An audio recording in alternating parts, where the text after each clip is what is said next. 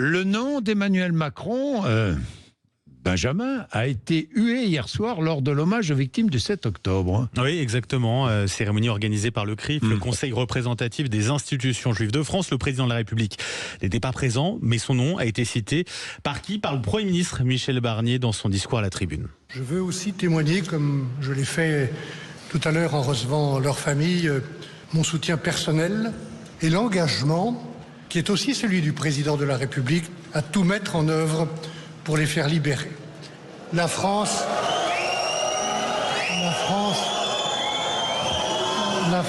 n'abandonne jamais ses enfants. Le nom du président, vous l'avez entendu, hué une première fois, puis une seconde à la fin du discours. Vous pouvez compter sur le président de la République, sur le Premier ministre,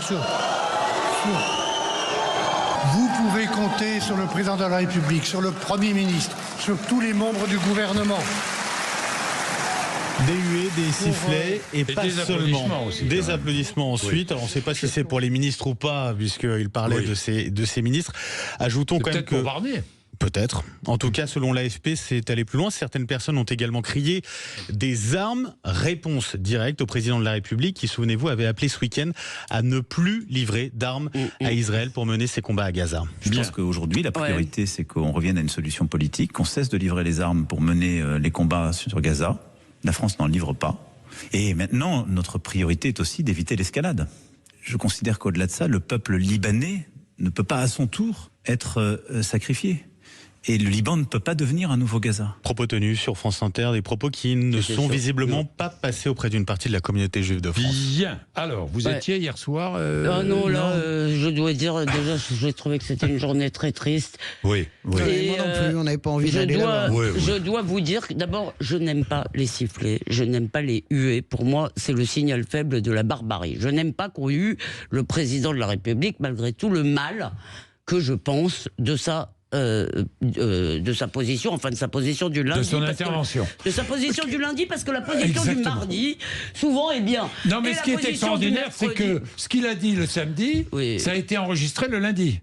D'avant. Donc, quelle faiblesse de l'Élysée. On devient dingue. Je pense que sa position là-dessus ne va pas du tout. On en a parlé hier, je sais qu'on a un désaccord sur la raison. Maintenant, il faut savoir aussi, et je passe la parole tout de suite à Françoise, il faut savoir, moi je suis passé dimanche à la première manifestation là, pour le 7 octobre. J'ai regretté, il y avait des drapeaux français, mais pas assez à mon sens.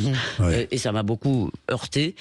Et il faut savoir que beaucoup de juifs en France se sentent, pour la première fois, parce que je dirais qu'il y a une chose qui a toujours tenu jusque-là, c'est l'État, le gouvernement, ils se sentent abandonnés, en tous les cas par Emmanuel Macron, qui ne tient pas compte du fait que Israël est agressé sur plusieurs fronts par des ennemis qui veulent sa destruction. Donc dire à la veille du 7 octobre, ils n'ont plus le droit d'avoir d'armes, excusez-moi, c'est dégueulasse. Quelle faute. En plus, je ne sais pas si... je pense qu'il n'a pas mesuré, en réalité. Le problème, si vous voulez, c'est le caractère erratique, je le redis, d'Emmanuel Macron, sur tout sujet. D'ailleurs, pas sur l'Ukraine, mais sur le Proche-Orient, il pédale dans la semoule. Sur l'Ukraine aussi. Il pédale dans la semoule, c'est-à-dire qu'il souffle le chaud, le froid, etc. Erreur, évidemment, de tempo. Je sais bien que l'émission a été enregistrée 5 jours avant. Il n'y a pas un seul type à l'Élysée, responsable de com ou femme digne de ce nom qui est capable, si tu veux, de se rendre compte qu'à un moment donné, à 2 jours du 7 octobre, c'est juste insensé. Par ailleurs, je ne suis pas sûr que la rupture entre la communauté juive de France et Emmanuel Macron soit aussi forte. Elle est évidente avec Jean-Luc Mélenchon, qui de toute façon a théorisé. Je ne suis pas certaine que si demain Emmanuel Macron ne fait pas un geste un peu plus sincère que cela. D'ailleurs, j'ai vu qu'il a essayé de se rattraper. Il a fait un message du 7 octobre en hébreu, en anglais, en français. Il a fait un message assez humain parce que je pense qu'il réalise véritablement sa bêtise en réalité et l'erreur diplomatique.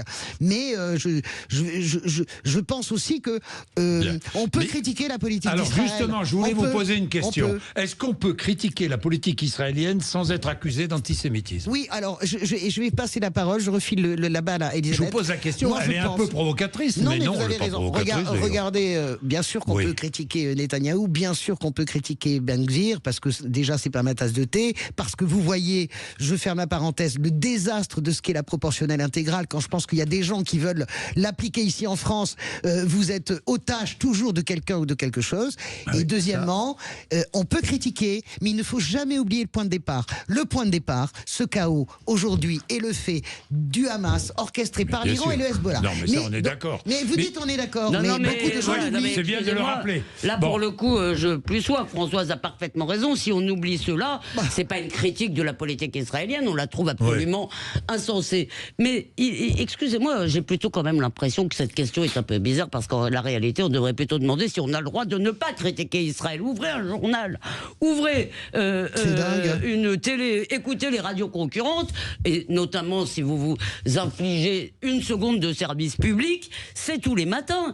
Le rappel, parce qu'il faut quand même rappeler, je veux le rappeler aux auditeurs qui peut-être en ont marre. Est-ce qu'on est obligé d'être blanc ou noir dans la vie? Alors, on est, à mon avis, alors après, ça, sur la méthode, débat. Vous pouvez dire la guerre à Gaza a trop duré, surtout que l'armée a annoncé hier que la victoire que le Hamas était défait militairement. Donc maintenant, vous pouvez dire il n'y a pas de perspective politique, vous pouvez dire énormément de choses. Ce que vous ne pouvez pas dire, d'accord, c'est qu'Israël commet un génocide quand c'est la seule armée du coin à essayer, autant que faire se peut, de bombarder des civils. Et vous ne pouvez pas oublier une chose qui est très particulière. Dans les guerres, en général, on se bat contre un ennemi qui veut un bout de territoire. Poutine ne dit pas qu'il veut détruire l'Ukraine. Non, il ne dit pas qu'il veut détruire... En revanche, vous avez autour d'Israël des gens qui disent très tranquillement « je veux vous faire disparaître ». Comment défend-on contre de tels ennemis? Est-ce que vous allez négocier, arriver? J'aime bien quand on dit à Netanyahou, faites donc la paix. Vas-y Françoise, non, mais je suis d'accord, je plus sois complètement. Je le dis clair et net. Il y a une réalité. Aujourd'hui, c'est existentiel. Donc, on peut critiquer Israël, on peut critiquer le gouvernement, mais il y a des moments pour cela.